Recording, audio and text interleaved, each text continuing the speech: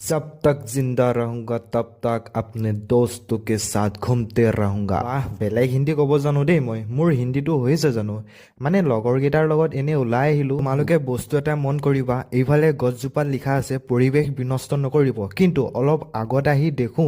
যিমানবোৰ গছ গছনি আছে গোটেই গছ গছনিবোৰৰ তলে তলে পলিথিন প্লাষ্টিকৰ বটল একদম মানে নধৰা হৈ আছে এনেকুৱা লাগিছে চহৰৰ গোটেই জাবৰ জোথৰবোৰ আনি এই গছ গছনিখিনিৰ তলতেই মানে পলিথিন প্লাষ্টিকৰ বটল সেইবোৰ চব তাতেই পেলাই থৈছে ইমান ধুনীয়া জেগা এটাত যদি এনেদৰে পলিথিন আৰু প্লাষ্টিকৰ বটলে নধৰা হৈ থাকে এনেই অনুমান কৰা আমাৰ